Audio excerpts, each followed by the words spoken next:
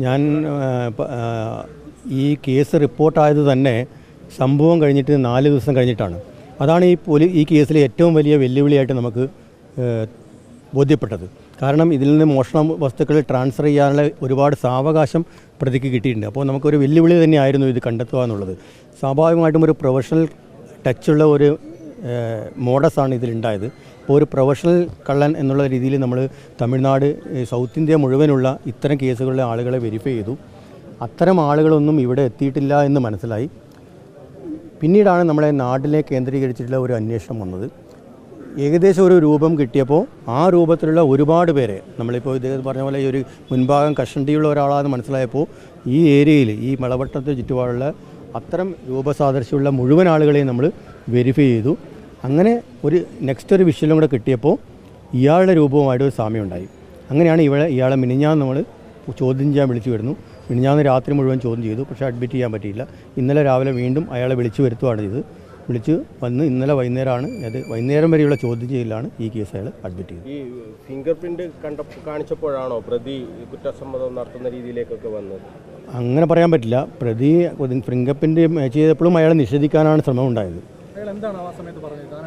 അല്ലാന്ന് മാത്രമേ പറഞ്ഞുള്ളൂ. ഇല്ല ന്യായീകരണം. അയാൾ അത്ര ഒരു തുറന്ന് സംസാരിക്കുന്ന കൂട്ടത്തിലല്ലായിരുന്നു വൈകുന്നേരം വരെ. അവൾ വളരെ റിസർവായിട്ട് ചോദിച്ചതിന് മാത്രം ഉത്തരം പറയുക, എല്ലാം നെഗറ്റീവായിട്ട് നിഷേധിക്കുക, അത്രേ ഉള്ളൂ. ഞാനല്ല, ആദ്യഘട്ടത്തിലൊക്കെ എങ്ങനെയായിരുന്നു. അവസാനമാണ് നമ്മൾ എല്ലാ പ്രൂഫും അയാൾക്ക് നിരത്തിയപ്പോൾ അയാൾക്ക് പിടിച്ചു നിൽക്കാൻ പറ്റിയില്ല. ഈ സംഭവം ഉണ്ടായതിനു ശേഷം ഈ പരിസര പ്രദേശങ്ങളിലൊക്കെ അദ്ദേഹം ഉണ്ടായിരുന്നു. പോലീസ് എത്തുന്നതിന് മുമ്പ്, ഇയാൾ എത്തുന്നതിന് മുമ്പ് ഇയാൾ വീട്ടിൽ തന്നെയല്ല, വീടിൻ്റെ തൊട്ടടുത്താണല്ലോ ഈ സംഭവ സ്ഥലം. ഇയാൾ കണ്ണൂർ പോയിട്ടുണ്ട്, തലശ്ശേരി പോയിട്ടുണ്ട്, ഇങ്ങനെ പ്രദേശങ്ങളിലൊക്കെ ഉണ്ട്. പുതിയൊരു ടൗണിൽ അങ്ങനെ വീട്ടിലായിട്ട് അടച്ചിട്ടിരുന്നിട്ട് ഒരു സ്വഭാവമല്ല. ഈ പ്രദേശങ്ങളിലൊക്കെ പോലീസ് വരുന്നതും പോകുന്നതൊക്കെ അയാൾ കാണുന്നുണ്ട്. കറക്റ്റായിരിക്കും, അങ്ങനെ ആയിരിക്കും. അതായിരിക്കും രണ്ടാമത്തെ ഒരു ഒഫൻസ് ചെയ്യാനുള്ള സാധ്യത. ഇയാളുടെ വീട്ടിൽ ഭാര്യയും മക്കളും അമ്മയും ഒക്കെ ഉണ്ടല്ലോ. ഇത്രയും അധികം ക്വാണ്ടിറ്റിയുള്ള സാധനങ്ങൾ കൊണ്ടുവരുമ്പോൾ ഇവരുടെ ഒന്നും ശ്രദ്ധയിൽപ്പെട്ടിട്ടില്ലേ?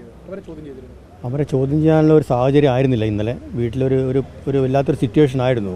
അതുകൊണ്ട് ഭാര്യയൊന്നും ചോദ്യം ചെയ്യാൻ ഇന്നലെ പറ്റിയിട്ടില്ല. ഇദ്ദേഹത്തെ ചോദ്യം ചെയ്തപ്പോൾ മനസ്സിലായത്, ഇദ്ദേഹം പറഞ്ഞത് രാത്രി അവർ ഉറങ്ങിയതിന് ശേഷമാണ് ഞാൻ വീട്ടിലേക്ക് പോയതാണ് മനസ്സിലായത്. അങ്ങനെയാണ് പറഞ്ഞത്. അത് ശരിയാണോ? അതെ. മോഷണം മുതൽ ആ ചെലവഴിക്കുന്നതിൽ നിന്ന് ഒരു സീനാണ് നമുക്ക് വിഷ്വൽസ് ഒരു സ്ഥലത്ത് നിന്ന് കിട്ടിയത്.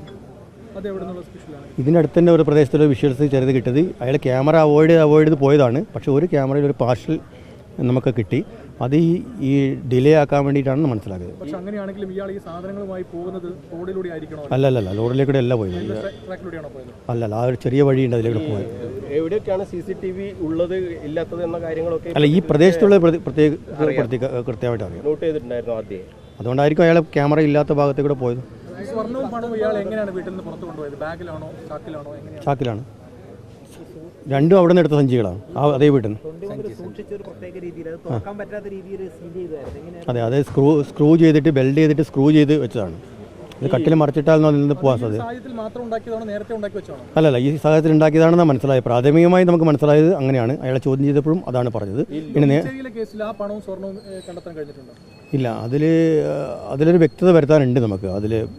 അത് കുറച്ചും കൂടെ അയാളോട് ചോദിക്കേണ്ടതുണ്ട്.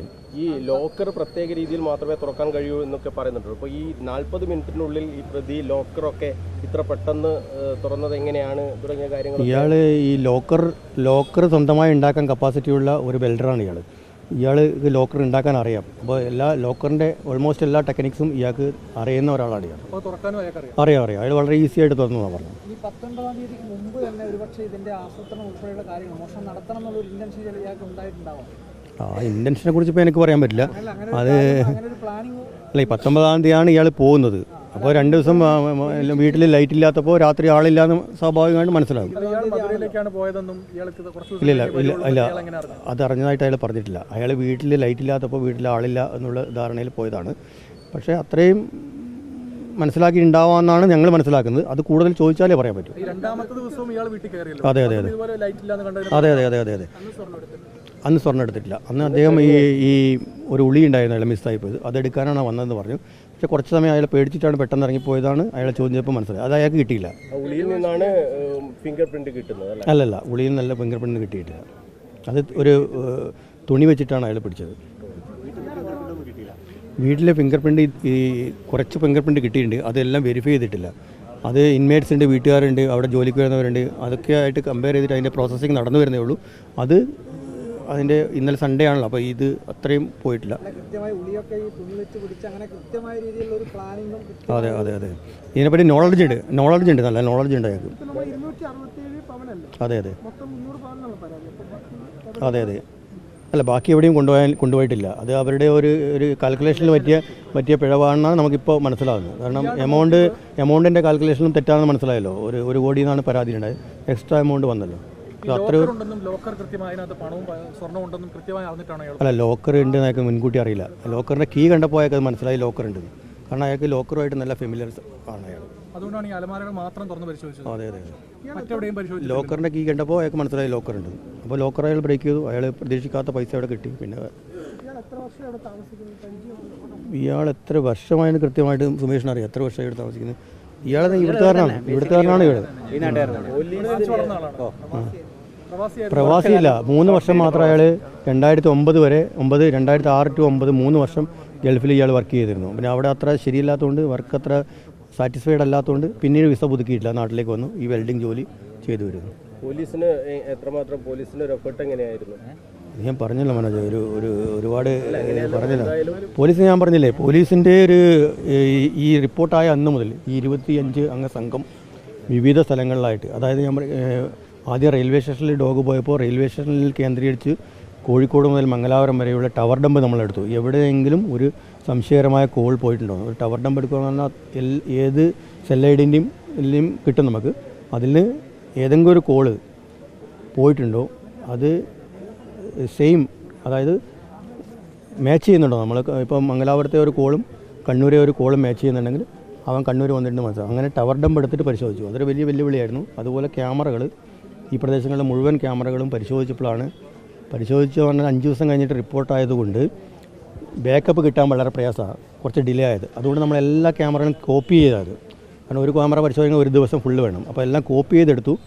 ക്യാമറ പരിശോധന പിന്നീടാണ് ചെയ്യുന്നത്. അപ്പോൾ അങ്ങനെ ആണ് കുറച്ച് ദിവസം നമുക്ക് വൈകിയത്. ക്യാമറ ഓരോ ദിവസം വിവിധ ടീമുകളായിട്ട് ഈ ഹാളിൽ നിന്നും ക്യാമറ, ലാപ്ടോപ്പ് പരിശോധിക്കുകയായിരുന്നു ഓഫീസിൽ നിന്ന്. ഇത് ഫോൺ രേഖകൾ എന്ന് പറഞ്ഞാൽ ഇയാളുടെ നമ്മൾ പരിശോധിച്ചപ്പോൾ അന്നത്തെ ദിവസം ഇയാളുടെ ഫോണിൽ കോളേ വന്നിട്ടില്ല. മേ ബി സ്വിച്ച് ഓഫ് ആവാൻ സാധ്യതയുണ്ട്. അതെ, ഈ വിഷ്വൽസ് ഉണ്ടല്ലോ നമുക്ക്, അതൊരു പകച്ചു നിൽക്കുന്നു പറയാൻ പറ്റില്ല. അയാളുടെ ഒരു ബോഡി ഫിഗർ, ആ വിഷ്വൽസ് നമുക്ക് ഏകദേശം നിർണായകമാണ്. കസ്റ്റഡിയിൽ നിന്നുള്ള ഒരു കള്ളന്മാരുടെ ലിസ്റ്റ് നമ്മൾ മൊത്തം എടുത്തു. ഓൾ ഇന്ത്യ ബേസിൽ കസ്റ്റഡിയിൽ നേരത്തെ പിടിക്കപ്പെട്ട കള്ളന്മാരെയൊക്കെ ലിസ്റ്റ് എടുത്ത് വെരിഫൈ ചെയ്തിരുന്നു. അതിലൊന്നും ഫിംഗർ പ്രിൻറ്റ് ഇതിൽ മാച്ച് ചെയ്യാൻ കൊടുത്തിട്ടുണ്ട്. അതുപോലെ അവരുടെ ടവർ നമ്പർ എടുത്തു, അവരുടെ CDR എടുത്തു. ആരെങ്കിലും കേരളത്തിൽ വന്നോ നോക്കി. ഒരു കള്ളൻ വടകര വരെ വന്നിട്ടുണ്ടായിരുന്നു, അയാളെ വെരിഫൈ ചെയ്തു. അയാൾ തൃശ്ശൂരുണ്ടായിരുന്നു, പക്ഷേ അയാൾ ഇങ്ങോട്ട് വന്നിട്ടില്ല. അങ്ങനെ നമ്മൾ ഓൾ സൗത്ത് ഇന്ത്യ മുഴുവനുള്ള ഇതേ മോഡസുള്ള ആൾക്കാരെ വെരിഫൈ ചെയ്തു. സംശയിച്ചിരുന്നു. കാരണം അല്ല ഇവിടെ നിന്ന് തന്നെ ഇയാളെ ഇവിടെ ഫസ്റ്റ് ദിവസം ഇവിടെ വിളിച്ചു വരുത്തുമായത്. 2ാം ദിവസം അയാളോട് വരാൻ പറഞ്ഞു. അങ്ങനെ ഇന്നലെ രാവിലെ മുതൽ ഇവിടെ ചോദ്യം ചെയ്തു. ഇന്നലെ രാവിലെ മുതൽ നമ്മളെ കസ്റ്റഡിയിലായിരുന്നു. പോലീസിന് മനസ്സിലായി എന്ന് അറിഞ്ഞതിന് ശേഷം ഇയാൾ മുങ്ങിയിട്ടൊന്നുമില്ല. പോലീസിന് മനസ്സിലായെന്ന് ഇയാൾക്ക് മനസ്സിലായിട്ടില്ല. ഇല്ല മനസ്സിലായിട്ടില്ല. അല്ല ആദ്യത്തെ ദിവസം അയാൾക്ക് മനസ്സിലായിട്ടില്ല. മനസ്സിലായിട്ടായാലും മുങ്ങുന്നു.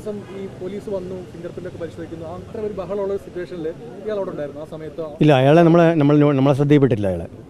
അയാൾ ആ ഭാഗത്ത് വന്നായിട്ട് ഇല്ല, അയാളെ ആ പ്രദേശത്ത് ഉണ്ടായിട്ടില്ല. അയാൾ കണ്ടിരുന്നു പോലീസ് വരുന്നതൊക്കെ. പക്ഷേ അയാൾ സ്ഥലത്ത് സാധാരണ നോർമലായിട്ട് അയാൾ ടൗണിലേക്കൊക്കെ പോയി. അയാൾ സ്കൂട്ടർ ഇട്ട് അത് വെച്ച് പോയി വന്നു. ഇല്ല, ഒന്നും